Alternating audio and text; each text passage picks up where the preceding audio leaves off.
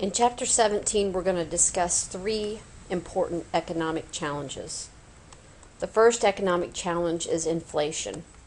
Inflation, we've already learned, is a rise in prices in general over time, and it distorts the way that a market economy operates. So when we have high inflation, it's impossible really to tell whether a change in price is just part of the general price increase or whether it might be specific to a particular product and have a reason for it.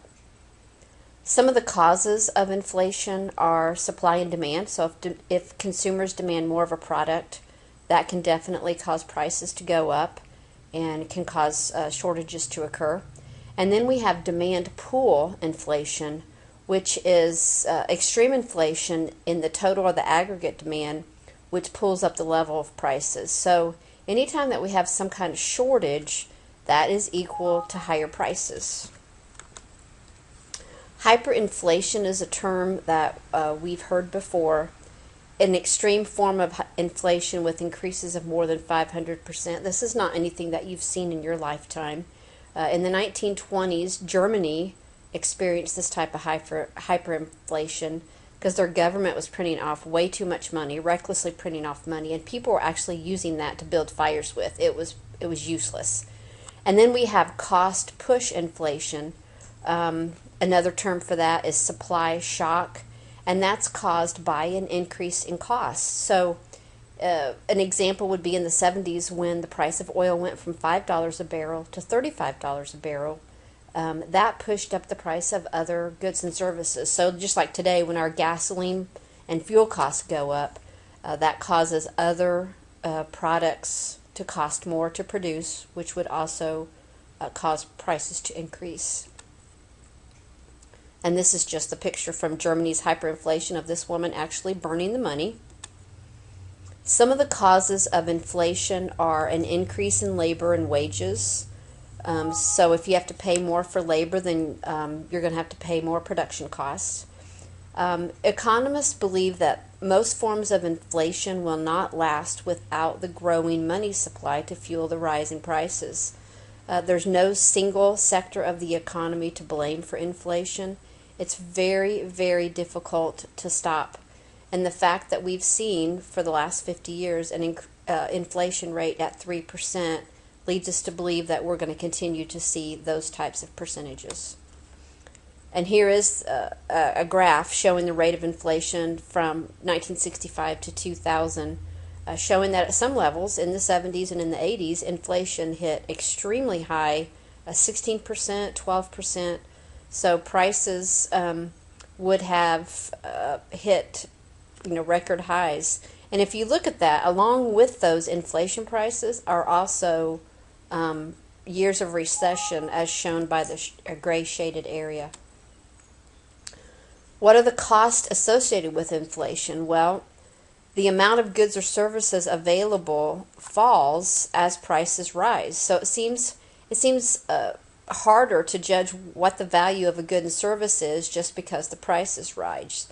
People also begin to lose confidence in our market economy, and it becomes difficult to plan for the future, not knowing what prices are going to do, and wealth that you've accumulated would gradually decrease because of the buying power due to inflation.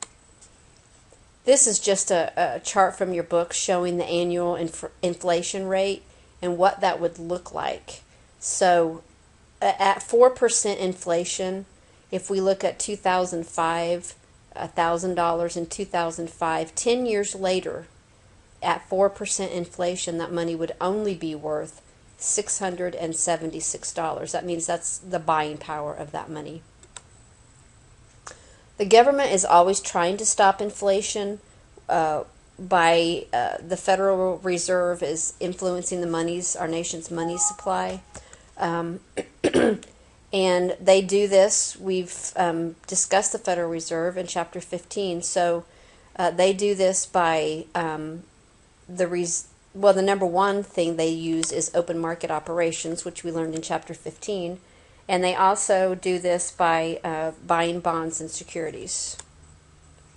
The second economic challenge that is in our economy is unemployment, and we've seen this throughout the recession since 2008. We know what the unemployment rate is, the percentage of individuals in the civilian labor force who actively are looking for a job but do not have one, couldn't find one. High unemployment is a signal that our economy is not efficient. Our resources are not being used efficiently. Low unemployment signals that we are in an efficient economy. So here is some statistics, a rate over the last, from 65 to 2000, showing that unemployment rate really high in the 80s, really low back in the 60s, and then at 2000 it kind of tapered off, and we know that we've been up high in the 2000s as well. We did an activity earlier this year which we learned all of these terms as the types of unemployment. So I'm going to briefly go through these. Frictional, this is the type that we're never going to get rid of, when people leave their old jobs before they find new ones.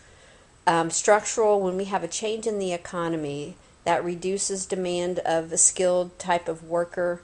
It could be caused by a technology innovation such as replacing a bank teller with an automated machine. It just means that that job is no longer in demand because we've replaced it with something else. We no longer use much or if any steel in cars, so we don't need people that would weld that steel together in a factory. So those people have been replaced. Cyclical, remember, has to do with the business cycle. There are simply not enough jobs to go around. People are not purchasing things. And this type of unemployment is during a type of downturn in the economy like a recession. And then I don't think we've discussed seasonal, but there is also seasonal unemployment. Those people that work on construction, those people that work outside, they don't always get to work in the winter, especially in Indiana, especially the past winter. So they might be unemployed for a season. Another example is for Santa Clauses or people that, Easter Bunny, that do those type of jobs that sell themselves out, and then that's only a very, very short demand season for those. A definition for full employment, it would be the lowest possible unemployment rate in a growing economy. And if we were around 3%, between 3 and 4%, that would be considered full employment. Now, when when our economy is struggling, the government has policies that they put in place. One of them is automatic stabilizer, and that is to keep the economy going by stabilizing demand and helping the unemployed. We also have unemployment insurance, and that's the federal program that pays people when they are unemployed. And in the recession, that was increased to 99 weeks of unemployment. Some people would argue that's too long, that people shouldn't be able to collect unemployment. But due to the recession and our unemployment rate being really high, they extended that to 99 weeks. Remember, you have to have lost your job through no fault of your own in order to be eligible for unemployment insurance, the benefits that come to you on a weekly basis.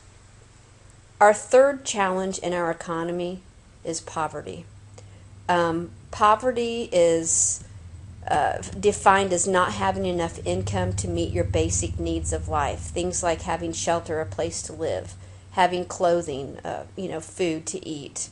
And there are different levels of poverty. Where does poverty begin? Well, it depends on where you live. There are places where you can live cheaper than others. And I've got some video clips that I will show you about some poverty places across the United States that I think you'll find interesting. When we look at the distribution of income across the country, it's definitely not equal. We have much inequality when it comes to distribution of income.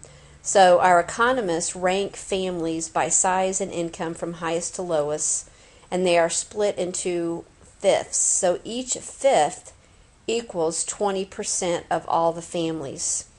The Lorenz curve is a graph that illustrates how real income distribution varies from equal distribution. For example, if all families had the same income, 50% of families in the nation would earn 50% of the total income. That, however, is not the case. And this is a graph. I will blow that up in class, and we'll look at some of the states across the United States that are wealthy and those that are definitely in the poverty area. When we measure poverty, we look at poverty thresholds, the dollar estimates of the amount of annual income that's needed to support a family. And those people that are below that threshold are considered poor. Poverty guidelines is just a simplified version of those thresholds. And the U.S. Department of Health and Human Services is the organization that determines who is eligible for federal programs to help those that are in need. In 2000, our nation's poverty rate was 11.3%. So that's over 1 out of every 10. About 40% of the nation's poor over the age of 16 who have jobs cannot adequately support a family.